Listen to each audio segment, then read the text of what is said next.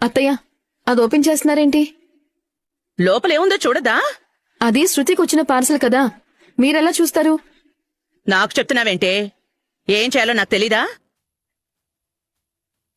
అసలేముందో తెలుసుకోవాలి కదా. శృతి బాధపడుతుందేమో. నేను చూస్తే నీకేంటి కడుపుమంట? ప్రతిదాంట్లోనూ వేలు పెడుతుంటావు. వెళ్ళి పని చూసుకో.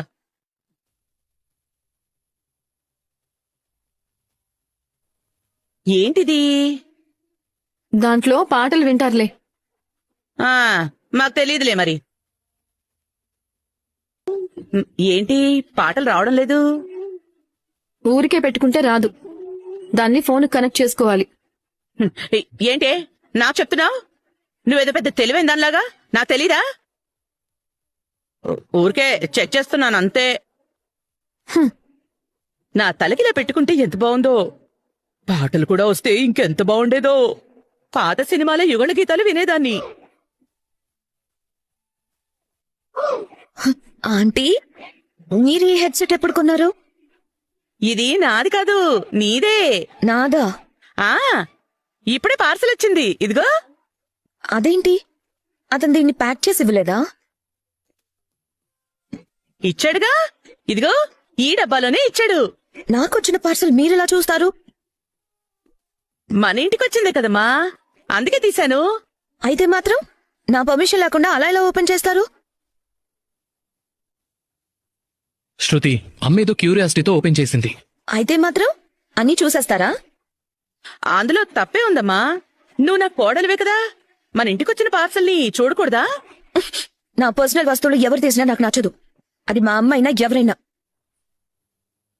మీరు నాకు అత్తయ్య అయ్యుండొచ్చు, అంత మాత్రాన నేనెప్పుడైనా మీ వస్తువులు ముట్టుకున్నానా? మేనర్స్ ఉండాలి కదా. అయ్యో శృతి, మన ఇంటికి వచ్చింది కదా అని. ఇది ఇప్పుడు డ్యామేజ్ అయిందో లేదో ఎవరికి తెలుసు? మీరు ఓపెన్ చేసేటప్పుడు విరిగిపోయిందేమో.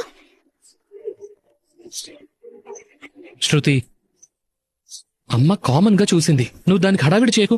నాన్న వింటే బాగోదు. అరే ఆంటీ, ఇది ఓపెన్ చేసినందుకు ఎందుకు ఓపెన్ చేసావమ్మా అని అడగకుండా తిరిగి నన్నే ప్రశ్నిస్తావేంటి? నా వస్తువుల్ని ఎవరైనా తీసుకుంటే నచ్చదని నీకు తెలుసు కదా. అమ్మకు తెలీదు, అందుకే తీసింది. ఇంకోసారి తీయదులే. సారీ ఆంటీ, మిమ్మల్ని తక్కువ చేసి మాట్లాడడం నా ఉద్దేశం కాదు, కానీ నా వస్తువులు ఎవరు తీసినా నాకు నచ్చదు.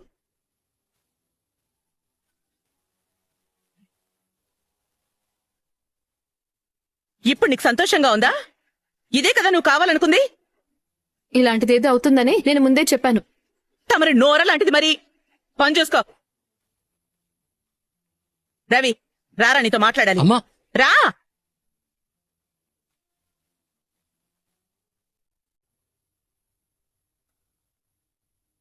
రేయ్, ఏంట్రా, నీ పెళ్ళానికి ఏమైనా పురుగు పుట్టిందా? అత్తయ్యనని కూడా చూడకుండా అలా తిట్టేసి వెళ్ళిపోతుంది. శృతి గురించి నీకు తెలుసు కదమ్మా. అయితే మాత్రం అలా మీద పడి కరిచేస్తుంటే బెల్లం కొట్టిన రైలా చూస్తావేంటి? అడ్డుకోవా? ఆపాను కదమ్మా. ఏంటి, అది తిట్ల దండకం అంతా చదవడం అయిపోయాక లాస్ట్ లో వచ్చి మమ అనడమా? అది కాదమ్మా, నేను నీకు సపోర్ట్ చేసే మాట్లాడాను కదా. ఇదేనా నువ్వు నాకు సపోర్ట్ చేసే పద్ధతి? ఏమన్నావురా నువ్వు? కోడలెదురుగా తల్లితో ఎవరైనా అమ్మా నువ్వు ఇంకోసారి ఇలా చెయ్యొద్దు, మా అమ్మలా చెయ్యదులే అని సర్ది చెప్తారా? మరి నేనేం చెయ్యాలి? ఏం చేయాలని నన్ను అడుగుతావేరా? మా అమ్మది ఏ తప్పు లేదు, మా అమ్మ మీద ఎందుకు అలా అరుస్తున్నా అని అడగాలి కదా. అసలు ఇది నా ఇల్లా దానిల్లా? ఎక్కడ ఏం చెయ్యాలో అది నాకు చెప్పాలా? అత్తయ్య అనే కొంచెమైనా మర్యాద ఉందా దానికి?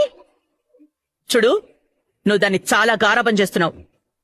ఇలాగే ఉంటే నీకూడా ఆ పాలుగాళ్లాంటి పరిస్థితే వస్తుంది. ఇప్పుడు అన్నయ్యని ఎందుకు లాగుతున్నావు ఇందులోకి?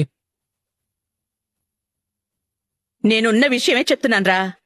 ఈ కాలం అమ్మాయిలందరూ మొగుణ్ణి కొంగు కట్టేసుకుంటున్నారు. ఆ మీనా వచ్చి బాలుగాణ్ణి పూర్తిగా మార్చేసింది.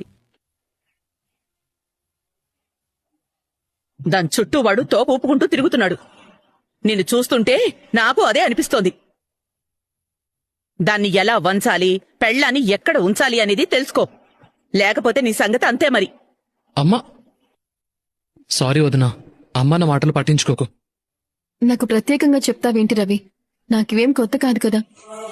అత్తయ్యకి నా గురించి మాట్లాడకపోతే రోజు గడవదు, నన్ను తిట్టుకోకపోతే రోజు గడవదు, అవమానించకపోతే ఆకలి తీరదు, నన్ను కలవరించకపోతే తెల్లారదు. అందుకే అత్తయ్యన్న మాటలు పట్టించుకోవడం నేనెప్పుడో మానేశాను. చూసావు కదా వదినా, ఇటుపక్క అమ్మ అటుపక్క శృతి మధ్యలో ఏం చేయాలో నాకు అర్థం కావటం లేదు. ఇద్దరూ నన్నే తిడుతున్నారు. ఏం లేదులే రవి, అత్తయ్య ముందు కూడా శృతి నువ్వేం అనకు. తను పెద్దింటి నుంచి వచ్చిన అమ్మాయి కాబట్టి ఇలాంటి పరిస్థితి వచ్చినప్పుడు కాస్త అవమానంగా అనిపించొచ్చు. ఇంకొకసారి అత్తయ్య ముందు మాట్లాడేటప్పుడు కాస్త చూసుకుని మాట్లాడు.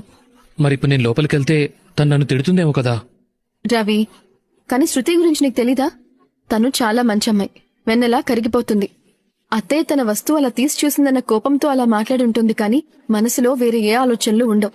కాసేపయ్యాక అన్ని సర్దుకుంటాయిలే. వెళ్ళు. అలాగే వదినా.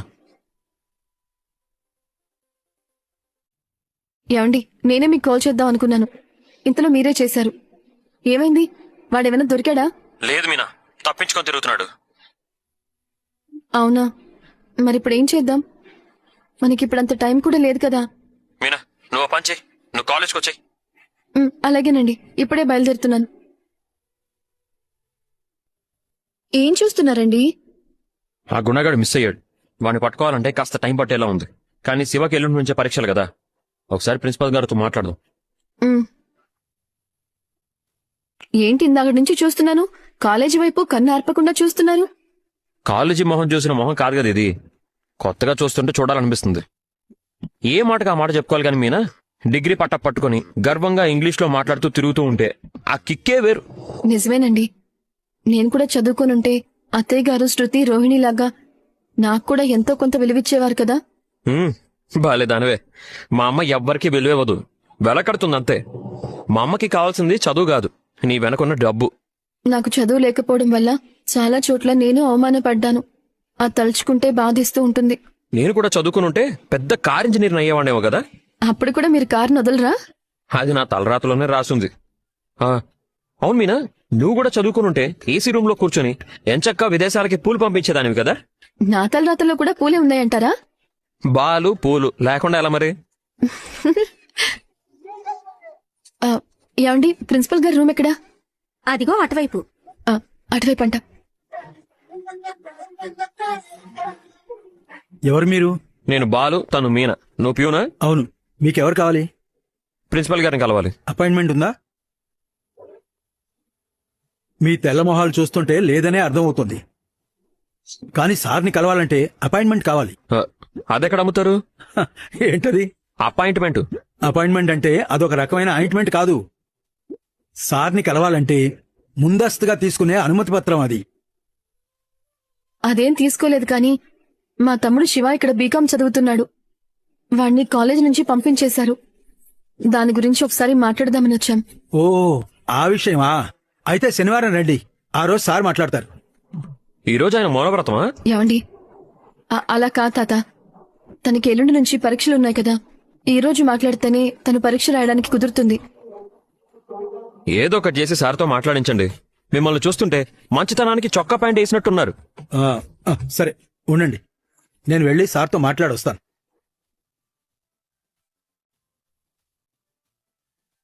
ఇప్పుడు చూడు, సార్ రమ్మంటున్నారు అని వస్తాడు చూడు. సారీ అండి, సార్ ఒప్పుకోవటం లేదు. ఆయన ఒప్పుకోకపోతే నేను ఒప్పుకోను. ఉండండి తాత, మా తమ్ముడు బాగా చదువుకోవాలని మా నాన్న కోరిక. ఆయన ఇప్పుడు మాతో లేరు. వీడేమో చదువుకోకుండా ఇంట్లో ఖాళీగా ఉంటే పైన మా నాన్న బాధపడతారు. కొంచెం అర్థం చేసుకోండి. మీరు చెప్పేది నాకు అర్థమవుతుందమ్మా, కానీ మళ్ళీ మళ్ళీ నేను మా సార్ దగ్గరికి వెళ్తే నేను బాధపడాల్సి వస్తుంది. తిడతారా? నన్ను మెడబట్టి బయటికి గెంటేస్తారు. మీరెళ్ళండి. మీనా రా, ఏం చేద్దామంటావు? ప్రిన్సిపల్ గారు మనల్ని కలవడానికి ఎందుకు ఒప్పుకోవట్లేదంటారు? అదే ఎందుకు ఒప్పుకోవడం లేదో నాకు అర్థం కావట్లేదు. ఎలాగైనా ప్రిన్సిపల్ సార్తో మాట్లాడి పరీక్షలు రాపిస్తామని శివాకి మాటిచ్చాం. ఇప్పుడు కుదరదంటే శివ బాధపడతాడేమోనండి. ఏమండి? సార్ సార్ సార్ అయ్యో, అయ్యో, అయ్యో, ఆగండి సార్. ఎక్కడికి వెళ్తున్నారు? అదిగో సార్ బయటికి వెళ్తున్నారు కదా, పనిలో పని మాట్లాడేస్తాం. సార్, మీకు ఒకసారి చెప్తే అర్థం కాదా? సార్ కుదరదు అన్నారంటే కుదరదే. ఇప్పుడు ఫ్రీగానే ఉన్నారు కదా. సార్ ఏదో పని మీద వెళ్తున్నారు.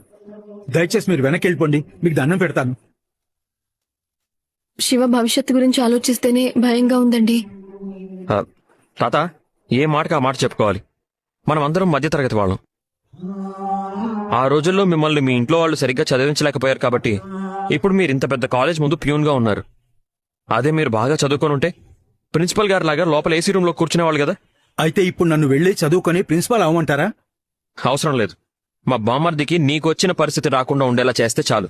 అయితే ఇప్పుడు నన్ను ఏం చేయమంటారండి? వాడి భవిష్యత్తు నీ చేతిలో పెడుతున్నాను. నువ్వు ఏదో ఒకటి చేసి ప్రిన్సిపల్ నొప్పించు. అలా కాదు సార్. సార్ కొంచెం చిరాకు ఎక్కువ. ఎవరిని అంత ఈజీగా కలవరు. ఆయనకి చిరాకు ఎక్కువ అని పిల్లల భవిష్యత్తు గురించి పట్టించుకోకుండా ఉండలేం కదా. మీతో మాత్రమే కాదమ్మా, సార్ ఎవరితోనైనా అలాగే ఉంటారు. ఈ కాలేజీలో పిల్లలు ఎవరైనా తప్పు చేస్తే ఇక వాళ్ళ పని అయిపోయినట్టే. అంటే ఇప్పుడు శివ పరీక్షలు రాయలేడంటారా? రాయకుండా ఎందుకుంటాడు? తాత ఒకసారి వెళ్ళి మాట్లాడండి తాత. వెళ్ళి మాట్లాడాలని నాకు కూడా ఉంది.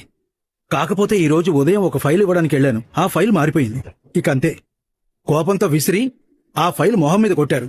అప్పటినుంచి నేను ఇప్పటిదాకా ఏ విషయం గురించి మాట్లాడలేదు. మొదటిసారి ఇందాక మీకోసమే వెళ్ళాను. మళ్ళీ నన్ను బలవంత పెట్టకండి. ఇదిగో మీ డబ్బులు. ఒక మనిషి అయి ఉండి సాటి మనిషి గురించి ఆలోచించకుండా ఎలా ఉండగలుగుతున్నారు ఆయన? నాకు అర్థం కాదు. నువ్వు తీసుకో తాత. సార్ ఇంతకు ముందు చాలా మంచివారు. అందరితో చాలా నవ్వుతూ సరదాగా ఉండేవారు. అయితే అతనికి ఒక కూతురు ఉండేది. చాలా బాగా చదువుకునేది. చాలా కట్నం ఇచ్చి పెళ్లి చేశారు. కానీ ఆ అమ్మాయిని పెళ్లి చేసుకున్న వాడికి మందు అలవాటుంది. ఈ రోజుల్లో మందు తాగడం అనేది సహజమే కదా. అంటే అందరూ తాగుతున్నారు కదా అని చెప్తున్నాను. అయితే ఆ అమ్మాయిని చేసుకున్నవాడు ఎప్పుడూ తాగుతూనే ఉండేవాడు. పాపం ఆ అమ్మాయిని చాలా కొట్టేవాడట. పెళ్లైన 3 నెలలకి ఆ అమ్మాయి తిరిగి పుట్టింటికొచ్చేసింది. ఇక ఆ బాధలో సార్ ఇలా అయిపోయారు. అంతే తప్ప ఆయనకి ఎవరి మీద కోపం లేదు. బాగా చదువుకునే పిల్లలంటే ఆయనకు చాలా ఇష్టం. వాళ్ల చదువులకు కూడా ఆయన సహాయం చేస్తారు. ఏ కూతురైనా పుట్టింటికి తిరిగి వచ్చిందంటే ఏ తండ్రికైనా ఎలా ఉంటుంది చెప్పండి. అందుకే కుదరదు అంటున్నాను. వెళ్ళండి. మాదే పెద్ద సమస్య అనుకుంటే ఇది ఇంకా పెద్ద సమస్య. ఇప్పుడు ఏం చేయాలి? ఈ తాగుడు వల్ల చూసారా ఎన్ని సమస్యలు. నన్ను ఉద్దేశించి మాట్లాడకు. నేను మానేసి చాలా రోజులైంది. తాత ఓ పని చేయొచ్చా? మీ ప్రిన్సిపల్ గారిని బయట ఎక్కడైనా కలవచ్చా? ఆ అవకాశమే లేదు. ఆయన ఎవరింటికి వెళ్లరు, ఎవరినీ కలవరు. ఇదిగో మీ డబ్బులు తీసుకోండి. తాత ప్రిన్సిపల్ గారు ఇల్లు ఎక్కడా? ఎందుకు? ఆయన ఎవరితోనూ మాట్లాడరన్నారు కదా. మా బాధ లెటర్ రూపంలోనైనా ఆయనకు అందేలా చేస్తాం. అప్పుడైనా ప్రిన్సిపల్ మా అర్జీని అర్థం చేసుకుంటారేమో అని. అది బాబు అడ్రస్. థ్యాంక్స్ తాత. ఇదంతా జరిగే పనే అంటారా? ఏ పనైనా జరుగుద్ది, కానీ ఏ రూట్లో వెళ్తే జరుగుద్దో కనిపెట్టడం ముఖ్యం. అది నేను చూసుకుంటాను. పద.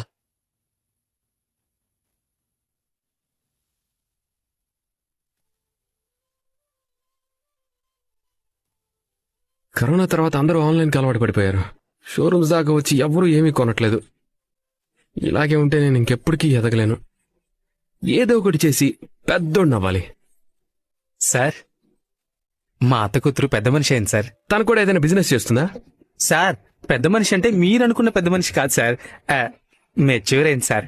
ఓ, అయితే ఇప్పుడు ఆ ఫంక్షన్కి నేను వచ్చి ఒక తోటలో ఒక కొమ్మకి ఓ పువ్వు పూసింది అని పాట పాడమంటావా? పాట నేను పాడతాను సార్. మీరు డబ్బులు ఇస్తే చాలు. ఏయ్, ఇక్కడ నాకే ఈఎంఐలు కట్టుకోవడానికి దిక్కులేదు. నీకెలా ఇస్తాను? అసలు నీకెందుకు ఇవ్వాలరా? నేను మీ సేల్స్ మెన్ కదా సార్.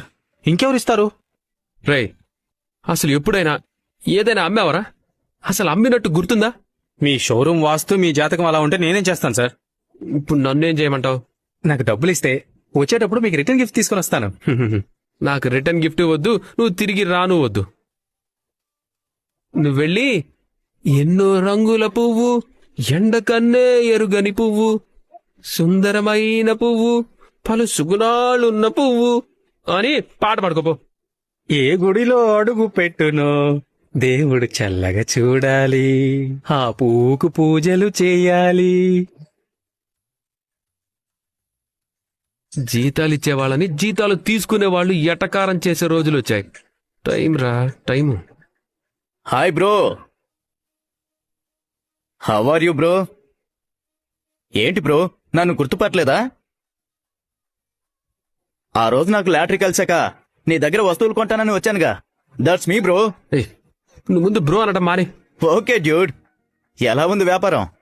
నా సంగతి వదిలే, నువ్వేంటి మళ్ళీ వచ్చావు? ఆ రోజు నేను లాటరీ ఖచ్చితంగా గెలుస్తానంటే నువ్వు నమ్మలేదు. మీ బండోడితో నన్ను బయటికి గెంటేశారు.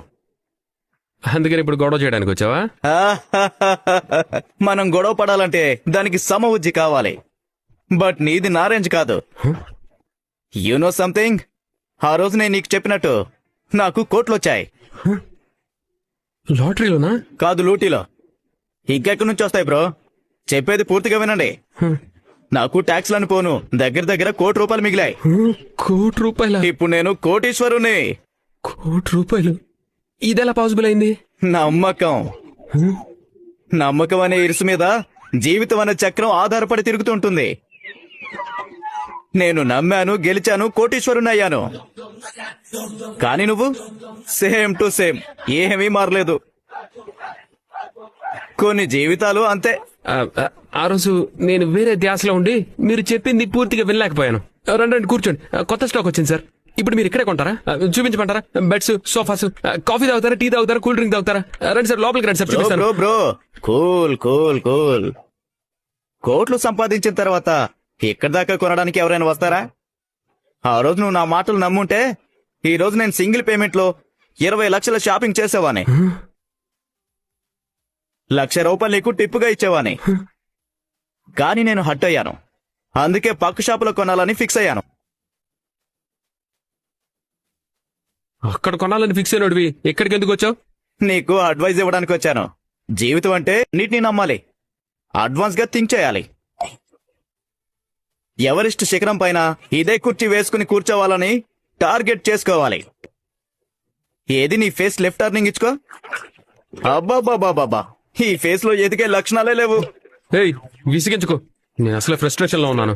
ఆ రోజు కూడా ఇలాగే ఫ్రస్ట్రేషన్ లో ఉన్నావు, కాబట్టే ఈ రోజు ఇలా ఉన్నావు. నాకు నీతులు చెప్పడం మానేసి ముందు నువ్వు ఇక్కడి నుంచి బయలుదేరు. వెళ్తాలే బ్రో, ఎందుకు కంగారు? ఎలా వెళ్ళు. వెళ్తాను. హలో మనోజ్ బ్రో, ఎలా ఉన్నావు? ఏంటి డల్ గా ఉన్నావేంటి? బిజినెస్ డల్ గా ఉందని నేను ఫీల్ అవుతుంటే ఒక పిచ్చోడు వచ్చి టార్చర్ చేస్తున్నాడు. ఏమైంది బ్రో?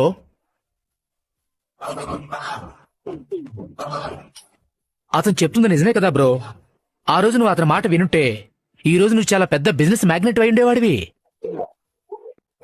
సింగిల్ కస్టమర్ 20 లక్షలు షాపింగ్ చేయడం అంటే మామూలు విషయమా? ఏమో బ్రో, ఏంటో అందరూ బాగుపడుతున్నారు, నాకెందుకు ఇలా అవుతుందో తెలియట్లేదు. నీలో ఉన్న సమస్య ఇదే బ్రో. నీకు మంచి జరగకపోయినా పర్వాలేదు, ఇంకొకడు మాత్రం బాగుపడకూడదు అనుకుంటావు.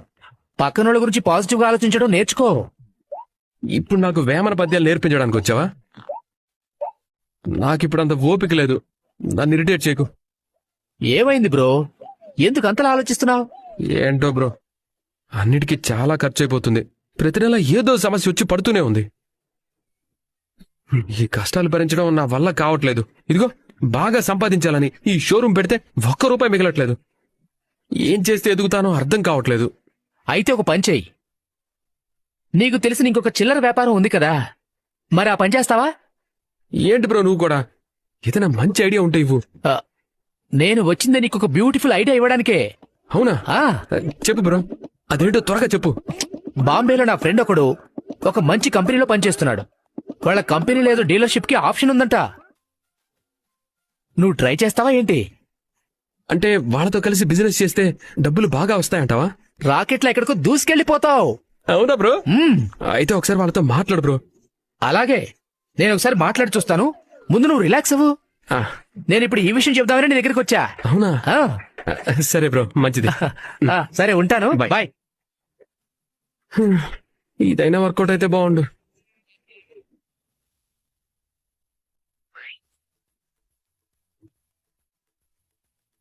మీనా, మీ అత్తావతి పడుకుందా? మా నాన్న పడుకున్నాడా? ఎప్పుడు? లక్షలు మింగినోడు పార్లరమ్మా. వాళ్ళందరికంటే ముందే పడుకుంటారు. అవునవును, మింగడానికి ఏమీ దొరక్క పాపం అల్లాడిపోతున్నాడు బిడ్డ. ఎందుకు అడుగుతున్నారు? చెప్తాను. లేచిపోయినోడు డబ్బుడమ్మా. వాళ్ళు కూడా పడుకున్నారు, ఎందుకు అందరినీ అడుగుతున్నారు? ఏంటిది? దీని పేరు మందు, బ్రాందీ అని కూడా అందురు. ఇది తాగితే నిషా తలకెక్కును, మైకం కమ్మినచో ఒళ్ళు తూలే అవకాశం ఉన్నది. ఇంకా ఎక్కువైనచో ఒళ్ళు తూలే అవకాశం కూడా ఉన్నది. ఏంటి, మీ మందు చరిత్ర చెప్తున్నారా? తాగుబోతు భార్య మందు బాటిల్ చూసి ఏంటిది అని అడిగితే ఎలా ఉంటుంది? మండుతుంది కదా. నాకు అలాగే ఉంటుంది. ఎప్పుడైనా బయట తాగేవాళ్ళు ఇప్పుడు ఏకంగా ఇంటికే పట్టుకొచ్చారేంటి? నీకు ఇదేమన్నా న్యాయంగా ఉందా మీనా?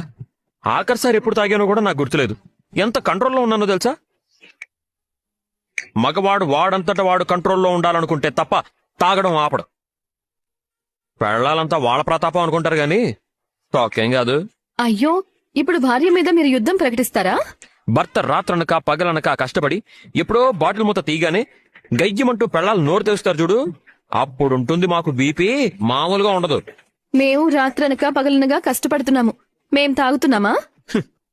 మీరు తాగడం మొదలు పెడితే మాకేం మిగులుద్ది మా పిచ్చి గాని. మీరిలా మళ్ళీ చెడిపోతారనుకోలేదు. నిన్ను రోజు సాయంత్రం కారులో తీసుకెళ్లి వైన్ షాప్ ని లైవ్ లో చూపిస్తే ఆ ముదురు తాగుబోతులని, ముష్టి తాగుబోతులని చూసి అయ్యో నా భర్త ఎంత ఉత్తముడు అనుకుంటావు తెలుసా? సరే, మీరు ముదురు తాగబోతు కాదు, ఒప్పుకుంటాను. ఇప్పుడు ఏం చేయమంటారు? రేపు ఈ మందు తాగుతాను. ఎప్పుడు? పట్ట పగలు తాగుతాను. ఎందుకు? తాగి నిన్ను కొడతాను. ఆ? తర్వాత ఆ చెయ్యి విరిగినోడు మీ తమ్ముడు వస్తాడు, వాణ్ణి 4 పీకుతాను. అమ్మో, చేకుడు విరగొట్టేస్తారా? చెయ్యి విరిచేస్తే పరీక్ష ఎలా రాస్తాడు? ప్రిన్సిపల్ వాడిని పరీక్ష రాయనివ్వట్లేదు కదా. ఇదంతా ప్రిన్సిపల్ ముందే జరుగుతుంది. అప్పుడు ఆయన మా కుటుంబం గురించి ఏమనుకుంటారండి? అసలు ఇదంతా ఏంటి? ఎందుకు? ఒక మంచి పని కోసం అబద్ధం చెప్పడంలో తప్పులేదని ఓ గొప్పవాడు చెప్పాడు. ఎవరు వాడు? బాలిగాడు. కొంచెం అర్థమయ్యేలా చెప్పండి. చెప్తా.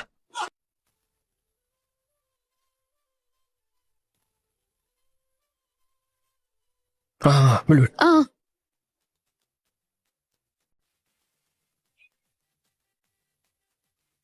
సేయ్, ఎక్కడ దాక్కున్నావా? రావే, ఇక్కడ దాక్కున్నావా? ఆగవే, ఆగవే. అయ్యో, నిన్ను అయ్యో అయ్యో అయ్యో అయ్యో, ఫుల్ బాటిల్ మందు నేలపాలు చేసావు కదా నేను.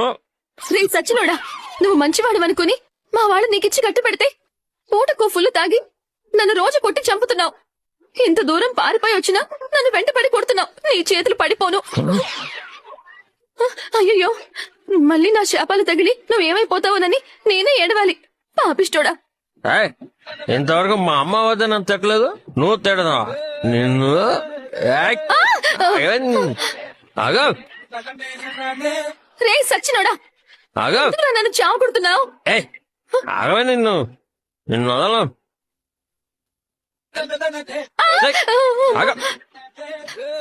మర్యాదగా నీ తమ్ముడిని పిలు, ఆ శివగాడిని పిలు. మన మధ్య వాడెందుకయ్యా? వాడు చదివేదో వాడు చదువుకుంటున్నాడు, వాడు ఏడిపేదో వాడు ఏడుస్తున్నాడు. మా చావేదో మమ్మల్ని చావనివ్వు. శివానా? నువ్వు నీ చెల్లి కలిసి నా మందు బాటిళ్లు పగలు కొడుతున్నారని మీ తమ్ముడు కాలేజ్ బ్యాగ్ లో దాచిపెడితే వాడు తాగేసి నాకు తెలియదంటాడా, పైగా ప్రిన్సిపల్ తీసుకున్నాడంటాడా? నేనేం చేయలేదు సార్, నా తప్పేం లేదు సార్. అయ్యయ్యో, ఎంత పని జరిగింది, ఎంత మిస్అండర్స్టాండ్ చేసుకున్నాను. ఒక నిర్దోషిని పట్టుకొని ఎగ్జామ్స్ రాయకుండా చేయాలనుకున్నానే. నా వల్ల ఎంత పాపం జరిగింది. ఈ తాగుబోతు సచ్చినాడు. ఛీ, ఈ తాగుబోతు ఎదవకి ఎక్కడా ప్లేస్ లేనట్టు శివాగడి బ్యాగ్లోనే బాటిల్ దాచిపెట్టాలా? రే బాలుగా, ఇప్పటికే మా తమ్ముడు చెయ్యి విరగొట్టి 3 నెలలు వాడిని చదువుకోకుండా చేశావు. అయినా నీ రాక్షసత్వం తగ్గలేదేంట్రా బాలుగా? అయ్యో క్షమించండి, నువ్వు ఒక పచ్చి తాగుబోతువి. నీలాంటి వాళ్ల వల్ల పెళ్ళానికి ఇలాంటి ఒళ్ళు మంట ఉండడం సహజం. శివగడి చెయ్యి విరగొట్టింది కూడా వీడేనా? మర్యాదగా ఇంటికి పోదాం పద. ఇంత కూర పెడతాను, తిని కుక్కిన పెళ్ళా పడుకో. నాకు చికెన్ ముక్క మందు సుక్క కావాలి. డబ్బులు తే. ఇంకెక్కడ డబ్బులు రా? నీ తాగుడు కోసం నా బంగారు పుస్తల తాడు కూడా అమ్ముకుని చచ్చావు కదా. అక్కడ ఫిట్టింగ్ పెట్టావా? అయ్యయ్యో పాపం, అసలే బంగారం రేటు ఆకాశాన్ని అంటింది. వీడి తాగుడుకు పుస్తల తాడు కూడా హారతి కర్పూరం చేశాడా? ఎక్కడాడు? రమ్మని చెప్పండి. పాపిష్టోడా, నా బాటిల్ తాగేసాడు. అయ్యో అక్క, ఏమైందక్క? రే, నువ్వెందుకు వచ్చావురా? ఈయన ఇంకో చేయి కూడా విరగొడతాడు. నువ్వు పోరా పో. మాటి మాటికి చేతులు కాళ్ళు విరగొడితే చూస్తూ ఊరుకోవాలా? ఏంటిదంతా అసలు? రాయ్, నీ బ్యాగ్ లో పెట్టిన నా మందు బాటిల్ ఎక్కడరా?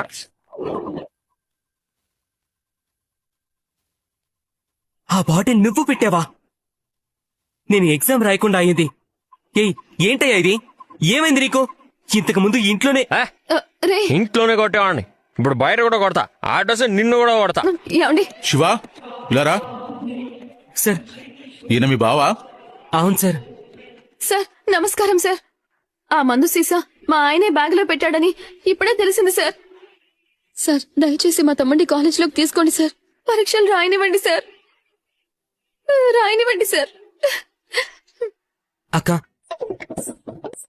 నువ్వు ఏడవకక్క.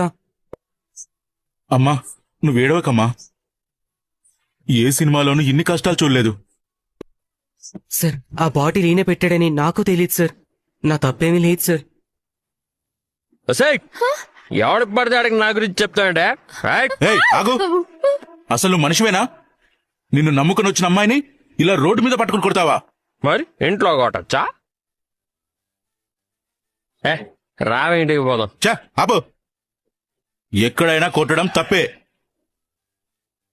ఇదంతా నా ఇంటి ముందే జరగడం మంచిదైంది. శివ బ్యాగ్ లో దొరికిన బాటిల్ చూసి నేను అపార్థం చేసుకున్నాను. అది చూసి శివాని ఎగ్జామ్స్ రాయించకూడదనుకున్నాను. నీ వల్ల ఒక మంచి స్టూడెంట్ భవిష్యత్తు నాశనం అయ్యేది. సార్, ఆ బాటిల్ మీరు తీసుకున్నారా? ఏమండి సార్, నాకు ఇప్పుడు మందు కావాలి. ఆల్రెడీ ఒక బాటిల్ పోయింది. ఏయ్ ఆపు. అసలు ఎందుకు ఇదంతా? ఇక్కడికి ఎందుకు వచ్చారు? ఏం చేయనురా, రోడ్డు మీద తరుముతుంటే పరిగెత్తుకుంటూ వచ్చి ఇక్కడ దాక్కున్నాను. ఇక్కడికి కూడా వచ్చేశాడు. వాస్తా ఎందుకు ఇలా ప్రవర్తిస్తున్నాడు?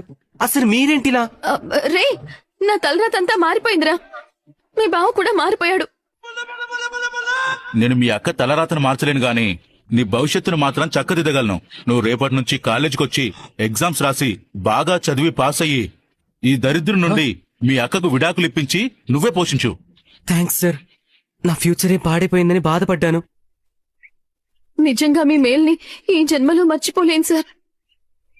నా బతుకెలాగో ఈ బాలుగాడి చేతిలో బలైపోయింది. కనీసం మా తమ్ముడైనా చదువుకొని గొప్పవాడు కావాలి. ఇక నుంచి వాడి బాధ్యత మీరే తీసుకోండి సార్. బాధపడకమ్మా. తున్నపోతుల్ని బర్రెలుగా మార్చడం కష్టమేమో గాని ఇటువంటి తాగుబోతుల్ని మార్చడానికి డీ అడిక్షన్ సెంటర్లున్నాయి. నేను అడ్రస్ కనుక్కొని మీ శివతో చెప్తాను. ఈ బాలుగాడిని చిచ్చి మీ ఆయన తీసుకెళ్ళు. ఏమన్నా తాగుడు మాన్పించాలని చూస్తారా? చంపేస్తాను, కొరికేస్తాను, కొట్టేస్తాను. అవునా? ఈ కొత్త గొంతు ఎవరిది?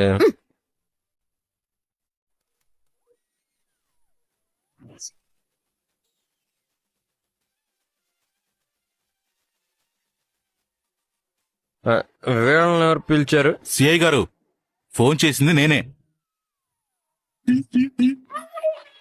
ఇతనొక పచ్చి తాగుబోతు. కట్టుకున్న భార్యని రోడ్డు మీద కొడుతున్నాడు. తాగడానికి డబ్బులు అడుగుతున్నాడు. అయ్యో అదేం లేదు. శివగాడి ముందు విషయం బయటకు వస్తుంది. ఏంటి తాగేవా? నేను తాగలేదు. నా ముందే తాగాడు మేడం. బాటిల్ కూడా అక్కడే పడేశాడు. అది వేరు. ఏది వేరు? మీ ఆవిడ్ని కొట్టేవా? లేదు, సున్నితంగా, సుతారంగా, సుకుమారంగా ఇలా అన్నాను అంతే. మరి సార్ చెప్పింది? సార్ తప్పుగా అనుకున్నారు. మేడం, ఈ ఒక్కసారికి వదిలేయండి మేడం. ఇంకా ఏ కాలంలో ఉన్నావు తల్లి? నా కళ్ళ ముందే గొడ్డును బాదినట్టు బాదాడు కదా. నువ్వు పోలీస్ స్టేషన్ కి పద. అక్కడ దెబ్బలు ఎలా ఉంటాయో నేను చూపిస్తాను. అయ్యో, కొడతారా? లేదు, సుతారంగా, సుకుమారంగా, సున్నితంగా ఇట్లా అంటానంతే. సిఐ గారు, ఒక పౌరుడిగా నా బాధ్యత నేను నెరవేర్చాను. కంప్లైంట్ రాసి ఇవ్వమన్నా స్టేషన్కి వచ్చి రాసిస్తాను. కాలేజీకి టైం అయింది, నేను వెళ్ళొస్తాను. మీరు వెళ్ళండి సార్. వీడి సంగతి నేను చూస్తాను. డొమెస్టిక్ వైలెన్స్ కేసు పెట్టి 7 ఏళ్లు జైలు శిక్ష వేయిస్తాను.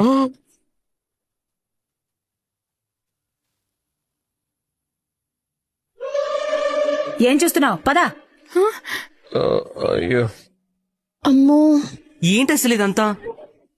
ఏమండి, ఓ కంట కన్నీరు ఇంకో కంట పన్నీరు అంటే ఇదేనా? ఏమో, అంత తలకిందులు అయిపోయింది. ఏయ్, పదా స్టేషన్ కి. అలా కాదు మేడం, అసలు నిజంగా ఏం జరిగిందంటే. ఏం చెప్తావు లేరా? ప్రిన్సిపల్ గారు అపార్థం చేసుకున్నారు. అసలు తనకి అబద్ధం చెప్పాల్సిన అవసరం ఏంట్రా? కానిస్టేబుల్స్ జీపెక్కించండి. సార్ సార్ సార్ అయ్యయ్యో. Please sir please sir sir sir madam, sir sir జరిగింది అది కాదు సార్ సార్ అపార్థం సార్ చేసుకోకండి మేడం.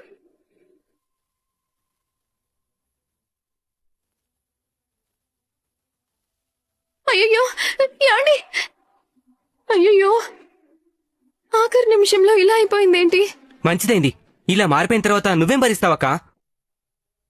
అసలు మామూలుగా తాగేవాడు నిన్ను రోడ్డు మీదకి లాక్కొచ్చి కొట్టాడు. ఎన్నడూ లేంది నాకే వింతగా అనిపించింది. అయినా ఆయనకి ఏం దయ్యం పట్టింది? నా బొంద దెయ్యం పట్టిందిరా.